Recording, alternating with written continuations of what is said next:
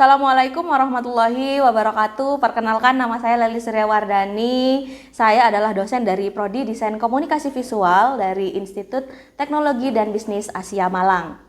Background pendidikan saya adalah pendidikan seni rupa, yang mana masih satu rumpun ilmu seni dengan desain komunikasi visual.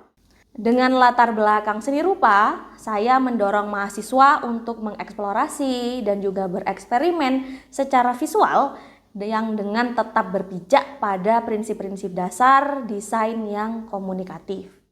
Seni dan desain di sini tentang mengasah intuisi seni dan mengarahkannya menjadi instrumen komunikasi.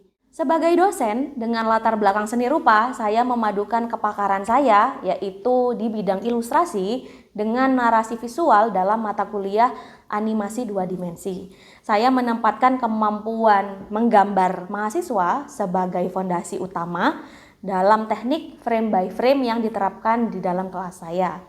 Melalui pendekatan ini, mahasiswa nantinya diharapkan tidak hanya mampu menguasai aspek teknis saja, tapi juga memahami pentingnya kualitas visual dalam mencapaikan pesan secara naratif. Selanjutnya, terkait dengan deskripsi mata kuliah animasi 2 dimensi ini, yaitu merupakan mata kuliah dengan prasyarat di mana mahasiswa harus lulus mata kuliah vektor grafis terlebih dahulu di semester sebelumnya. Jadi ini adalah mata kuliah lanjutan, karena mata kuliah tersebut merupakan fondasi awal bagi mahasiswa dalam menguasai konstruksi bentuk visual secara presisi. Dalam animasi 2 dimensi, kemampuan menyederhanakan bentuk yang dipelajari melalui grafik vektor menjadi kunci utama agar mahasiswa tidak hanya mampu menggambar dengan indah, tetapi juga mampu menciptakan aset yang siap gerak. Deskripsi mata kuliah ini yaitu untuk memahami pengetahuan dasar tentang animasi 2 dimensi, motion, peranan dan penggunaan animasi sebagai media visualisasi dalam komunikasi. Deskripsi penghayatan tentang aspek ruang, waktu, irama yang berasaskan sinematografis, khususnya dalam pembuatan gambar-gambar animasi 2 dimensi secara manual maupun digital. Selanjutnya, kemampuan yang diharapkan berdasarkan CPL dan CPMK dari RPS yang sudah ada, mahasiswa nantinya diharapkan mampu memahami, menganalisis dan mengintegrasikan 12 prinsip animasi ke dalam karya kreatif secara tepat. Selain itu, mahasiswa diharapkan mampu mengidentifikasi karakteristik setiap prinsip, membedakan konteks penggunaannya, serta menerapkannya secara fungsional dalam pengembangan tugas-tugas animasi pada tahap pembelajaran selanjutnya. Metode pembelajaran yang digunakan yaitu ceramah, diskusi atau tanya jawab dan demonstrasi untuk pengenalan software dan penerapan basic motion dalam animasi. Oke, Assalamualaikum warahmatullahi wabarakatuh. Selamat siang teman-teman. Apa kabar hari ini? Oke, kita sudah masuk ke pertemuan kedua di sini. Ya, kemarin kita sudah belajar sejarahnya animasi sama trennya animasi, teman-teman. Ya, kira-kira teman-teman masih ingat nggak apa yang sudah kita pelajari minggu kemarin? Alat pertama yang ditemukan animasi, ayo apa namanya? Fenakitoskop. Oke, benar kata Abi ya. Jadi alat pertama yang ditemukan buat animasi itu namanya fenakitoskop. Masih ingat gak yang gambarnya kayak jam itu loh yang harus kita putar untuk bergerak? Ya, ingat ya kan? Oke, setelah fenakitoskop ditemukan apa selanjutnya? Ya, diperbarui lagi ya, setelah kemarin bentuknya kayak jam, sekarang diputar juga tapi seperti tabung. Apa namanya? Apa, Nat? Oke, betul. Namanya zoetrope. Masih ingat? Ya, dia diputar juga, tapi yang bentuknya seperti tabung. Ya kita refresh lagi sedikit ya kan, biar tidak memuai yang sudah kemarin. Oke, yang penemu teknik sel sekarang, siapa penemu teknik sel? Earl Hart. Oke, namanya Earl Hart ya, teman-teman ya.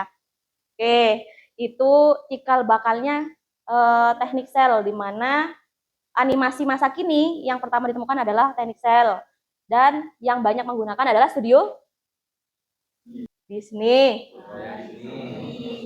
Disney dulu ya apa sih guys ya. Oke. Masih inget gak bedanya animasi sama motion grafis? Oke, benar. Jadi kalau animasi itu kita fokus sama ceritanya, ya ada ceritanya. Kalau motion grafis bisa buat logo itu ke brand gitu kan. Jadi lebih ke aspek fungsional. Tuh ya apa sih guys? Ya, di refresh ya, jangan dilupakan materi kita yang kemarin gitu ya. Oke, hari ini kita akan belajar tentang 12 prinsip animasi. Kemarin kita sudah belajar sejarah sama trennya, macam-macam contohnya animasi yang ada di masa kini. Nah, sekarang kita fokus sama 12 prinsip animasi yang akan kita pakai buat prakteknya nanti. Itu. Jadi teman-teman harus memahami dulu 12 prinsip animasinya. Itu. Oke, kita masuk ke yang pertama. Oh, belum yang pertama. Nah, ini adalah pencetusnya. Ya, Ibu kenalin dulu nama-nama tokohnya.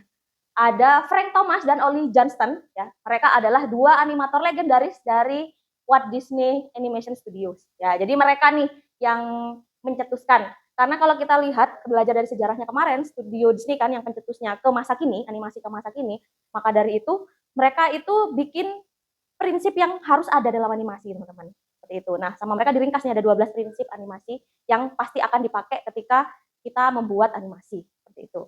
Oke, prinsip yang pertama.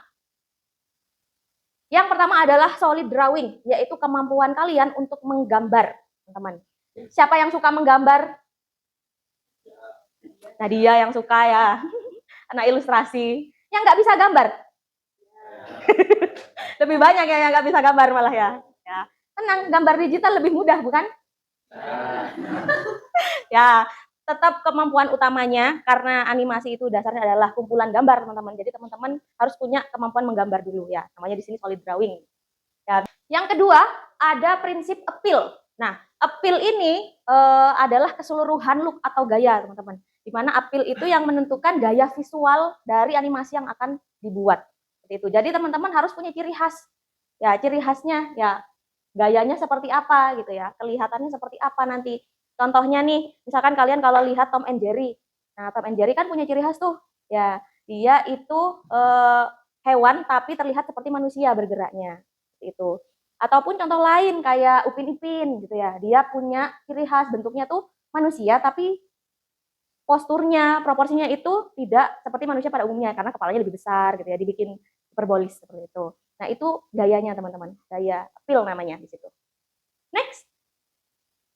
Yang ketiga ada squash and stretch. Nah, ini yang juga paling banyak dipakai. Solid drawing udah gitu ya, appeal sudah, keseluruhan looknya sudah. Nah, sekarang ketika mulai menggerakkan objeknya, ya ada squash and stretch. Di squash and stretch itu bagaimana karakter kalian waktu membuat animasi itu nanti terlihat realistis atau tidak kaku. Nah, itu contohnya ya, ketika seseorang sedang mengernyit ya, dia akan terjadi perubahan bentuk. Ya, jadi squash gitu, dan stretch itu ketika dia balik ke keadaan sebelumnya. Itu. Nah, contohnya kalau yang di bola di sini ya, ketika bolanya mau jatuh dia akan berubah bentuknya. Squash, squashnya di situ, teman-teman. Sampai sini ada yang mau ditanyakan dulu? Masih 3? Aman ya? Oke, next. Yang keempat ada slow in dan slow out. Slow in itu ya gerakannya dari lambat ke cepat, sedangkan slow out itu kebalikannya. Ya, jadi teman-teman harus perhatikan kapan objeknya itu bergerak cepat atau melambat seperti itu ya. Jadi nanti juga pakai feeling kira-kira objeknya mau bergerak cepat atau lambat seperti itu, disesuaikan aja. Next.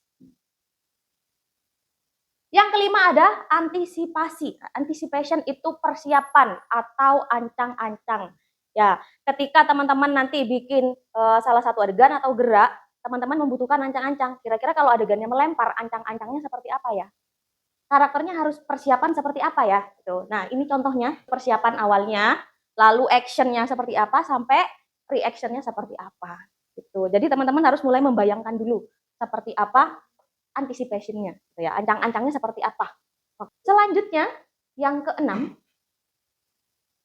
oke, untuk timing dan spacing, nah ini yang Ibu sebutin tadi, ya, timing dan spacing itu sangat penting teman-teman, karena untuk yang timing sendiri adalah menentukan waktu, kapan gerakannya harus dilakukan, gitu ya. Ini nyambung sama ke slow in slow out tadi.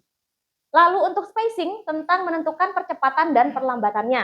Nah, misalnya contohnya tadi yang bola bergerak gitu ya, bolanya lompat sampai jatuh. Kapan bolanya itu cepat, kapan bolanya itu lambat. Seperti itu ya. Jadi diatur teman-teman. Nah, ini contohnya. Ini tuh penggambarannya teman-teman. Jadi contohnya nih, bolanya dari gerakan dari sini sampai sini. Ini bola gambar pertama, gambar kedua, gambar ketiga, gambar keempat, dan seterusnya. Seperti itu. Nah, di sini ada jarak, itu yang kita namakan spacing teman-teman. Ya, semakin pendek, semakin cepat, ya, semakin lebar, semakin melambat. Seperti itu. Bisa dipahami? Bisa. Next. Yang ketujuh adalah staging. Ya, kenapa tadi ada solid drawing di pertama? Karena teman-teman juga harus bisa membangunkan suasana di staging ini. Yang mampu, yang bisa bikin animasi teman-teman terlihat realistis, gitu ya. Atau terlihat membangun lingkungan supaya moodnya dapat sama, gitu ya, sama sesuai jadinya. Seperti itu. Nah, di sini teman-teman bisa pilih di staging nanti kira-kira backgroundnya seperti apa, latar tempatnya, latar suasana, itu yang kalian tentukan. Ya, jadi nggak harus yang bergerak. Kalau staging itu biasanya yang statis, teman-teman. Ya, makanya nyambung sama solid drawing yang pertama tadi. Oke, next. Yang ke-8 adalah arcs. Arcs itu dalam animasi yang bergerak secara natural. Sorry, ya. Jadi pergerakan karakternya secara alamiah gitu ya. Jadi dia mengikuti pola atau jalur yang disebut arc, teman-teman. Oke, itu yang ke-8. Selanjutnya yang ke-9. Nah, di sini sudah mulai masuk ke prinsip yang cukup membingungkan. Ya, yang pertama ada strike ahead action. Strike ahead itu yang menggambar satu persatu atau frame by frame, teman-teman. Ya, teman-teman buat yang suka menggambar pasti pilihnya di frame by frame sini. Ya, misalkan dari contoh dari gerakan loncat gitu ya. Dari gerakan loncat itu ada berapa gambar yang harus saya selesaikan. Ya, dari adegan dia diam sampai dia loncat sampai dia berhenti lagi. Betul, itu digambar satu persatu, ngikutin semua, teman-teman. Seperti itu. Nah, lalu yang kedua, pose to pose ya. Ini pasangannya strike ahead sama pose to pose. Kalau pose to pose itu kita cukup gambar pose ke posenya aja.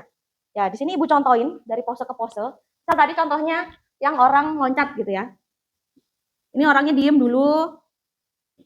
Ya, terus orang loncat, dia persiapan gitu ya. Mungkin kalau persiapan gini dulu dia. Terus adegan loncatnya. Dia adegan loncat sampai adegan dia turun lagi ke bawah. Oke, ini namanya pose to pose. Pose to pose. Jadi kita cukup menggambar adegan intinya aja. Jadi adegan orangnya dari jalan sampai loncat itu cuma ada 4 pose. Nah, gampangnya seperti itu. Nah, selanjutnya ada in between. In between itu yang menghubungkan dari pose ke pose, teman-teman. Nah, misalnya nih waktu dia kuda-kuda gitu ya. Terus dia mulai melompat satu kaki dulu, terus yang di sini kakinya sudah ikut melompat, tangannya mulai naik semua gitu ya. Dan ini lebih tinggi. Nah, yang ini dua namanya in between. Ya, yang ini in between, yang ini pose to pose. Itu. Bisa membedakan? Ya, jadi sebenarnya ini masih satu keseluruhan sama strike ahead. Ujung-ujungnya kalau strike ahead kan kita gambar semua satu persatu. Ya, misal di sini ada, kalau pose to pose tadi ada 4, kalau kita pakai in between ada, misal ada 8. Ya, di sini nanti ada lagi, nanti di sini ada lagi gitu ya. Misal ada 8 keseluruhannya. Seperti itu. Ya, ini dilengkapi namanya in between. Jadi nanti teman-teman bisa pilih ketika mulai menganimasikan, tentuin posenya dulu kalau kesulitan. Ya, bikin pose ke pose. Setelah itu in between-nya yang dikerjakan. Biar lebih mempermudah kira-kira gerakannya seperti apa. Seperti itu. Oke, bisa membedakan ya strike ahead, pose to pose sama in between? Atau masih ada yang bingung? Next. Yang ke-10 ada follow through dan overlapping action. Nah, kalau follow through itu dia adalah anggota atau bagian tubuh tertentu yang tetap bergerak meskipun karakternya sudah berhenti bergerak. Ya, itu contohnya, ya orangnya melempar gitu ya. Tapi adegan melemparnya kan sudah selesai, tapi tangannya itu masih bergerak karena ada efek melempar itu tadi. Selanjutnya ada overlapping action. Nah, kalau overlapping ini adalah gerakan saling silang gitu ya. Gerakan yang mana yang mendahului ya, dalam bagian tubuh, teman-teman. Ya, ini contohnya. Misal bagian tubuhnya itu ada rambut sama bajunya yang nempel gitu ya. Ketika adegannya melompat, kira-kira yang mana yang saling mendahului? Bajunya dulu kah atau rambutnya dulu kah atau adegan lompatnya dia? Seperti itu. Jadi yang saling mendahului satu sama lain, saling silang gitu ya. Lalu kalau overlapping action ini biasanya masih melekat sama orangnya, teman-teman. Itu masih sama kayak yang tadi, cuman yang tadi itu ada adegan berhentinya. Dia berhenti terus ada bagian yang masih bergerak. Nah ini kalau ini tuh nggak berhenti, masih action juga, tapi sudah ada yang saling mendahului. Yang mana yang saling mendahului satu sama lain. Oke, itu overlapping action. Selanjutnya exaggeration. Exaggeration itu sifatnya hiperbolis, dilebih-lebihkan.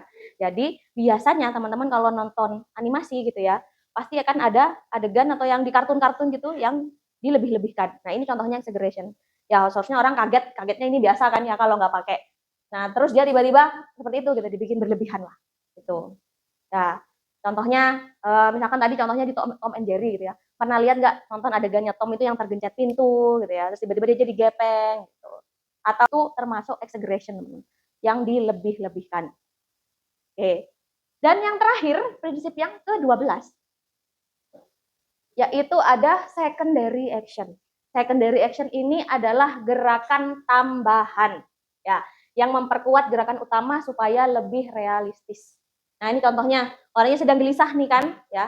Gerakan tambahannya orang gelisah apa? Nah, itu dia kan sudah dari badannya, gestur badannya sudah kelihatan. Ya, setelah itu gerakan tambahannya apa? Ada kakinya bergerak. Ya, jadi dia mencerminkan kalau dia memang benar-benar sedang cemas, ya, sedang gelisah, teman-teman. Seperti itu. Beda sama si follow through tadi. Itu kalau follow through kan setelah adegannya berhenti masih bergerak. Nah, ini enggak, dia juga ngikut ya, tapi ada bagian tubuh tertentu atau bagian tubuh lain yang ngikutin ada gerakan lain seperti itu. Oke, dari 12 prinsip animasi ada yang mau ditanyakan dulu? Iya, Mas?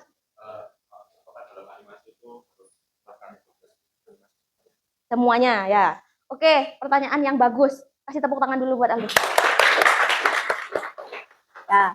Jadi, dalam animasi 2 dimensi nggak semuanya harus ada kalian pakai gitu, nggak harus, teman-teman. Sesuaikan sama adegannya. Ya, yang pertama seperti itu, sama ceritanya seperti apa. Kalau misalkan beberapa adegan yang kita nggak perlu sampai di secondary action, misal seperti itu ya. Ya sudah, kita cukup di solid drawing atau di staging tadi, kita fokus sama yang gerak aja. Gitu. Cuman ini itu menyempurnakan animasi kalian. Kalau kalian bisa pakai semuanya. Bukan pakai semuanya ya, ada beberapa yang dipakai gitu ya. Timing and spacing udah pasti, solid drawing udah pasti gitu kan. Ya, ada beberapa yang tetap harus ada dan ada yang boleh nggak dipakai, teman-teman. Ya, jadi sebenarnya 12 prinsip ini itu yang mengatur supaya animasi kalian terlihat lebih realistis, lebih natural. Paham ya, Aldo ya? Oke. Ada yang mau ditanyakan lagi? Untuk perbedaan dari secondary action, follow through sama overlapping action. Oke, perbedaannya. Ya, perbedaan yang paling utama. Kita balik ke follow through dulu ya. Follow through itu yang gerakan ketika objek atau karakter sudah berhenti, masih ada gerakan yang gerakan tambahan. Gerakan tambahan yang ini. Sorry, gerakan bagian tubuh yang masih bergerak. Gitu. Ya, gerakan tubuhnya masih bergerak. Terus tadi apa? Yang kedua? Overlapping. Itu gerakan saling silang. Yang mana yang saling mendahului. Itu masih action. Kalau yang pertama tadi belum, masih sudah berhenti gitu ya. Yang kedua ini masih dalam keadaan action, tapi bagian tubuh tertentunya yang saling bergerak, bergantian. Makanya tadi contohnya rambut sama baju. Nah, terus yang terakhir yang ini. Yang mana tadi? Yang terakhir. Secondary. Ya, secondary action itu cuma gerakan tambahan. Ya, gerakan tambahan. Jadi kalau tadi kan rata-rata gerakannya satu, nggak ada gerakan tambahan tuh. Nah, ini gerakan tambahannya. Gitu. Ya, jadi bisa jadi aksinya tuh ada dua gitu. Posenya ada dua gitu. Bisa ya membedakan ya? Bisa. Anak di kafe harus bisa. Oke, Ibu tes sekarang kalau kalian sudah bisa membedakan. Next. Oke, mari kita membedakan, kita bedah sekarang. Bisa nggak kalian membedakan? Ini nggak ada di materi ini. Ayo next. Siapa yang bisa tahu ini ada prinsip apa di sini? Ya, Aldo. Antisipasi, betul. Squash and stretch. Timing and spacing. Ada lagi, ayo. Gak ada, mana ada exaggeration. Gak ada ya. Ayo satu lagi. Kurang satu. Slow in, slow out masih masuk sih. Ada lagi. Arcs. Ada yang bisa jelasin kenapa ada arcs di situ? Bergerak secara natural, arcs itu. Sebenarnya itu sesuai dengan alaminya manusia.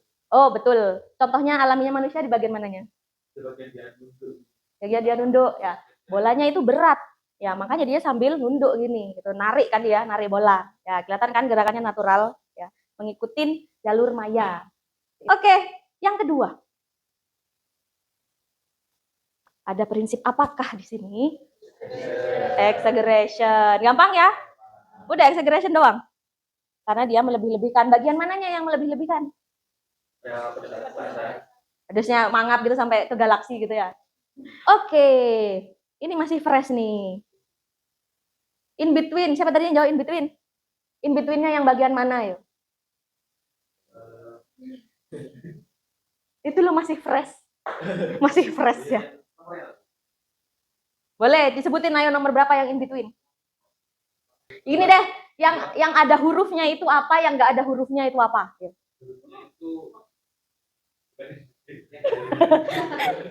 Yang nggak ada hurufnya itu bukan in between, apa namanya? Yang ada hurufnya yang in between? Yang nggak ada hurufnya, ya benar. Yang nggak ada hurufnya itu in between. Yang ada hurufnya apa? Bukan Abi. Ayo apa ayo? Pose to pose. Ya, masih ingat Ibu tadi bilang ada 4 pose di situ, adegan lompat. Ya, coba kita perhatikan huruf A itu pose pertama waktu diam. Lalu pose ketiga waktu dia persiapan lompat. Ya. Lalu yang C itu dia waktu sudah lompat, terus yang D waktu dia sudah mendarat, ya. Lalu yang E sampai dia berdiri lagi. Itu pose to pose-nya. Ya, next. Oke, ini biar teman-teman bisa apa namanya? Dilihat, diperhatikan baik-baik ya. Pokoknya yang huruf A, B, C, D, E itu adalah pose ke pose, sedangkan yang nggak ada hurufnya itu in between-nya. Ya, yang kita gambar ulang untuk menyesuaikan pose yang sudah kita tentukan. Bisa memahami sampai sini? Bisa membedakan? Oke. Next. Ya, ini penjelasannya. Ini yang Abi tanyakan tadi ya. Jadi di secondary action itu adalah gerakan sekundernya yang mendukung, lalu overlapping itu yang tumpang tindih ya, atau gerakan saling silang tadi, lalu yang follow through itu gerakan lanjutan yang tetap bergerak meskipun utamanya sudah berhenti. Ya, ini analogi dasarnya biar bisa membedakan 3 prinsip ini tadi. Rada susah memang 3 prinsip ini ya. Masih mirip-mirip gitu loh sekilas kalau kita lihat. Oke, bisa diterima ya teman-teman ya? Oke, next. Oke, ini hal-hal dasar dalam animasi. Sebelum kita masuk ke sini, ada yang mau ditanyakan dulu nggak dari 12 prinsip? Sudah, aman? Oke, kita lanjut ya. Kita lanjut ke hal dasar dalam animasi 2 dimensi. Oke, next. Nah, kita mulai masuk ke persiapan softwarenya, teman-teman. Nah, kita kan pakai Adobe Animate di sini. Jadi, teman-teman pertama harus tahu dulu isinya di Adobe Animate itu ada apa aja. Pertama, kita lihat itu ada timeline, teman-teman. Timeline itu yang isinya untuk mengontrol objek yang akan dianimasikan ya. Jadi itu semua ya, bagian dari kiri ke kanan sampai belakang itu nanti semuanya adalah namanya timeline ya. Terus ada layer seperti biasa layer ya. Next. Nah, ini yang perlu teman-teman pahami dulu ya di dalam animasi. Kalau teman-teman sudah biasa editing video, mungkin sudah tahu dan sudah bisa ya. Yang pertama di situ ada frame, teman-teman. Ya, bisa dilihat itu ada 30 fps ya. Itu tandanya ada 30 frame per second fps itu. Ya. Jadi yang gambarnya dari 1 sampai 5 gitu ya, 5 sampai 10 yang garis-garis itu namanya frame ya. Anggaplah itu adalah lembaran-lembaran seperti itu. Ya. Lalu untuk keyframe ya, keyframe itu ketika sudah ada objeknya, nanti dia akan otomatis ada bulatnya. Itu namanya keyframe, teman-teman. Yang sudah ada objeknya, yang sudah kalian gambar gitu ya, sudah masuk itu namanya keyframe. Nanti dia akan otomatis berubah jadi bulat seperti itu. Next. Nah, lalu ada blank keyframe. Blank keyframe itu bulatnya kosong, nggak ada isinya, nggak ada warna hitamnya kayak keyframe tadi. Blank keyframe itu digunakan untuk mempersiapkan frame baru atau mau dipakai untuk jeda ya. Misalkan kalian adegannya matanya ketak-ketip gitu ya, mungkin dibikin ada yang kosong dulu gitu ya, lalu dipersiapin jadi ada sedikit ada jedanya antara keyframe pertama dan keyframe kedua itu. Next. Oke, ini basic shortcut ya, basic shortcut yang mungkin teman-teman bisa pakai nanti waktu menganimasikan di Adobe Animate, teman-teman. Ya, di sini kita langsung praktek aja. Silahkan dibuka dulu Adobe Animate-nya. Oke, sudah dibuka semua software-nya. Sekarang kita belajar basic motion-nya, teman-teman. Silahkan teman-teman bikin objek. Objeknya apa aja ya. Ini di sini Ibu contohnya bikin misalnya warna kotak gitu ya. Kotak warna hijau. Di sini ada dua cara teman-teman untuk pakai ya. Bisa kalian masukin masing-masing ke frame by frame atau pakai motion. Kalau misalkan teman-teman mau pakai motion, harus jadikan objeknya jadi simbol dulu ya. Silahkan tadi shortcut key-nya itu ada F8. Silahkan pilih klik jadikan simbol. Ya, nanti dia akan otomatis ada garis biru di sini. Itu tandanya dia sudah jadi simbol, teman-teman. Oke, sudah semua?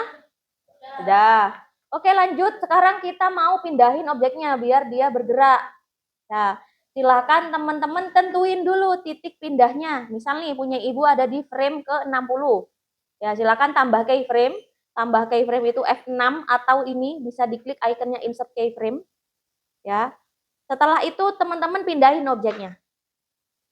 Nah, setelah objeknya dipindahin, teman-teman bisa klik kanan pada objeknya bisa, pada keyframe-nya juga bisa.